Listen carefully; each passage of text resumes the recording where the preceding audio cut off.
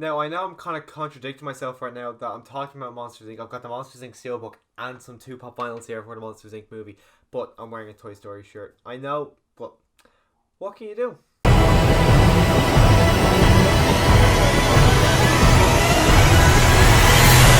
Hi, my name is Lushin, and I don't think it's a big shocker to hear that I'm a massive fan of Disney. And now later on this month, Maleficent 2 is coming out. I'm probably going to review Maleficent 2.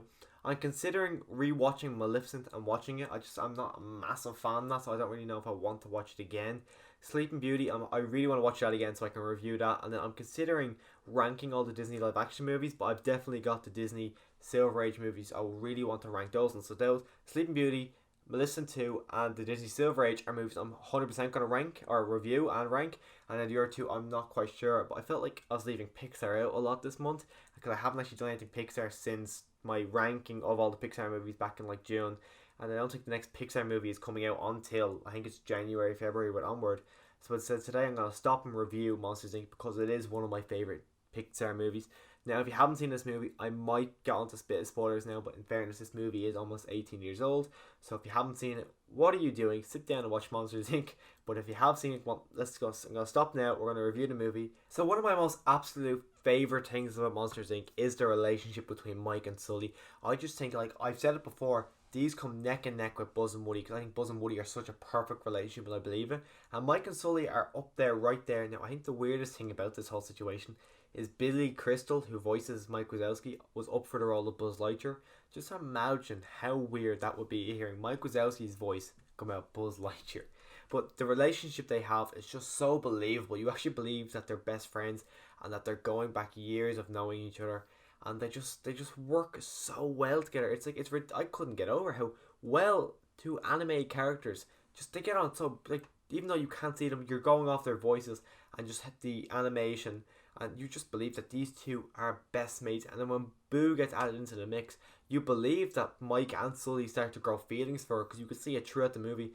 Like you see that they're kind of very skeptical of her at first, like we don't want her here, we can't have her here, and you can see them both, especially Sully. You can see him growing to actually loving Boo towards the end of the movie. And not only do they have perfect relationships between Mike, Sully, and Boo, but the villain of Randall is such a menacing. He's such a weaselly, like he really is like a lizardly snake kind of character, and he plays it so well. He's such a creepy little thing, just moving around the place, coming, vanishing, pretending to be paintings, and then coming alive and scaring people. It's just he's such a well-rounded villain. And as I said, now this is a spoiler review, so don't get annoyed. But seeing that, I can't remember his name now. Oh, Mr. Waternews, getting the big twist of him being the villain. I remember as a kid being absolutely shocked finding him was the villain. But even looking at him, me and my girlfriend, we were watching this recently, and just seeing Mr. Waternews come like he's a creepy looking dude. It makes sense that they made him the villain. Even his legs alone, he just looks so creepy to see.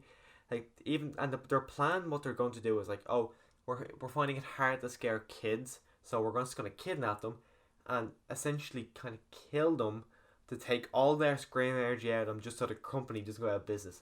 That's a pretty messed up idea for essentially it's a kids movie. Essentially to have them kill kids inside a kids movie to power their city. That's pretty messed up for a kid to get their head around that. And as well as all those perfect characters, I think the story of this movie is just so unique and amazing. Like everyone knows the idea of oh there's a monster in my closet, but they took that and they created an entire universe around it. Like we've got Monsters Inc. from it, we got Monsters University, and we're getting a show called Monsters at Work, I think, with Disney Plus. I don't know if that's before Monsters Inc. or after Monsters Inc. I kind of want to see it be after, just to see a bit more from the future of this world and see how the events of this movie have affected the world and see what we can see next. But just the world, like they take people's. The only reason monsters go into the closet is so they can take the screams of kids to power their city. That's such a unique and creative idea, and it's absolutely brilliant. And just the characters that develop through this, like everyone, it's like people's jobs to do this. It's not like people do it just like monsters in the closet. They just do it because they want to, like because it's scary. Like just for an example, Nightmare Before Christmas, they do Halloween and everything. They go scare people because they love it. Monsters Inc. they do it because it's their job. I think that's just such a unique and it's a fun idea to have in this movie. And of course, this is a Pixar movie, so it's inevitable. They're gonna have a heartbreaking ending, and the ending of Sully having to say goodbye to Boo and he's hugging her, and then Mike hugs her, and then you see the door being shredded, and you know, oh, he's never gonna see her again. and there's somewhat of a time skip, and you see Sully is just so sad. You can tell he's happy, but you can tell there's just something missing in his life. And then Mike takes him to a room, goes, "I've been doing something, and I've got all these splinters here." And then he shows him the door, and Sully's so happy. He lifts up his clipboard, and the little tiny piece of the door that he kept just to remember Boo by, he puts it in the door, and then the light pops on. He opens the door. You see a big smile on his face, and all you hear is Kitty. It's such a heartbreaking ending that he had to say goodbye, and you get a small little smile at the end of him when you see Sully be so happy. But just the whole thing, the way it ties everything together, it's just absolutely, probably the best ending they could ever had for this movie.